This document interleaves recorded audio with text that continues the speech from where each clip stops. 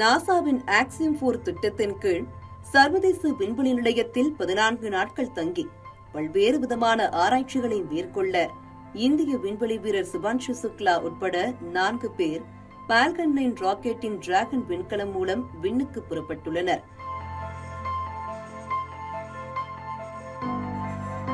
விண்ணில் நிலைத்தன்மையுடன் மனிதன் வாழ்வது எப்படி என்பது தொடர்பாக அறிவியல் மற்றும் தொழில்நுட்ப ஆய்வுகள் இந்த பயணத்தின் போது மேற்கொள்ளப்பட உள்ளன. விண்வெளியின் நுண்ணீர்ப்பு தொடர்பாக இந்திய ஆய்வு நிறுவனங்கள் மேற்கொண்ட 7 சோதனைகளை விண்ணில் சுக்லா ஆய்வுக்கு உட்படுத்த இருப்பதாக தகவல் வெளியாகியுள்ளது. இந்தியாவின் ககன்யான் மற்றும் இந்திய விண்வெளி மையம் தொடர்பாக திட்டங்களுக்கு பயனுள்ளதாக அமைந்திருக்கும் சுபான்ஷு சுக்லாவின் இந்த பயணம் மற்றொரு முக்கியமான ஆய்வையும் மேற்கொள்ள ஏதுவாக அமைந்திருக்கிறது. விண்வெளியில் விதைகள் முளைப்பதற்கான ஆய்வுதான் அது. விண்வெளியில் ஈர்ப்பு விசையின் தாக்கம் கிட்டத்தட்ட இல்லாத நிலையில் விதை எப்படி முளைக்கும், விண்வெளியில் வளரும் தாவரங்களின் தன்மை என்னவாக இருக்கும் என்பது போன்ற கேள்விகளுக்கு பதிலளிக்கக்கூடிய வகையில் ஆக்சியம் 4 திட்ட உறுப்பினர்கள் பல்வேறு வகையிலான ஆராய்ச்சிகளை மேற்கொள்ள உள்ளனர். சந்திரன், செவ்வாய் போன்றவற்றிற்கான நீண்ட பயணங்களின் போது காய்கனிகள் போன்ற உணவுப் பொருட்கள் அவசியமானதாக அமைந்திருக்கிறது. அதோடு நீண்ட பயணங்களின் போது குப்பிகளிலும் பொட்டலங்களாகவும் பதப்படுத்தப்பட்ட உணவை மட்டுமே சார்ந்திருக்க முடியாது என்பதால் விண்வெளி விவசாயம் விண்வெளி வாழ்வாதாரத்திற்கு இன்றியமையாததாக கருதப்படுகிறது. அதன் ஒரு பகுதியாகவே விண்வெளியில் புதிய ஊட்டச்சத்து நிறைந்த உணவை உறுதி செய்ய தாவர வளர்ப்பு எனும் புதிய உத்தியை விஞ்ஞானிகள் கையாள தொடங்கியுள்ளனர். நீண்ட நாள் விண்வெளி பயணத்தின் போது பயணிகளின் எலும்பு செறிவு குறைந்து போவதற்கும் வாய்ப்பிருப்பதால் அதன் தேய்மானத்தை தடுத்து நிறுத்தும் புரதம் நிறைந்திருக்கும் லெட்யூஸ் எனும் தாவரத்தை ஏற்கனவே விண்வெளியில் வளர்த்து சோதனையும் செய்யப்பட்டுள்ளது.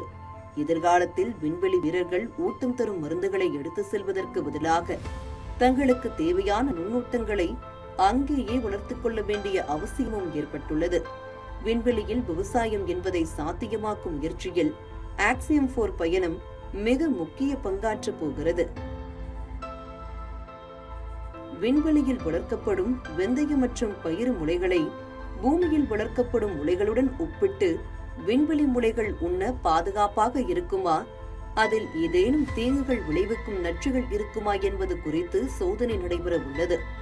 மேலும் உணவு பயிர் விதைகளின் மீதான நுண்ணீர்ப்பு விசையின் தாக்கம் எனும் ஆய்வையும் மேற்கொண்டு 6 வகை பயிர்களின் விதைகள் விண்வெளி சூழலுக்கு உட்படுத்தப்பட்டு பூமிக்கு கொண்டு வரப்பட உள்ளது.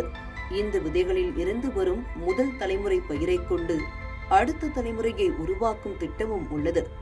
இப்படி அடுத்தடுத்த தலைமுறையின் விதையை உருவாக்கி விண்வெளியில் ஏற்படும் மாற்றங்கள் மற்றும் விளைச்சலில் ஏற்படும் மாற்றங்கள் குறித்து விரிவான ஆய்வு மேற்கொள்ளப்பட உள்ளது. சந்திரன், செவ்வாய் போன்ற கிரகங்களில் எதிர்கால குடியிருப்புகளை ஏற்படுத்துவதற்குதான் விண்வெளியில் தாவரங்கள் எப்படி வளரும் என்பதையும் தெரிந்து கொள்ள வேண்டியது அவசியமாகிறது. பூமிக்கு அப்பால் திறம்பட விவசாயம் செய்வதற்கு தேவையான அடிப்படை ஆய்வுக்கு உதவும் ஆக்சியம் 4 பயண திட்டம் நாசாவுக்கு மட்டுமல்ல, இந்திய விண்வெளி ஆராய்ச்சிக்கும் மிகவும் பயனுள்ளதாக அமைந்திருக்கிறது. பல 100 ஆண்டுகளுக்கு முன்பு விவசாயத்தில் ஏற்பட்ட புரட்சியைப் போலவே விண்வெளியிலும் விவசாய புரட்சியை நிகழ்த்துவதற்கான நாள் நெருங்கிக் கொண்டிருக்கிறது.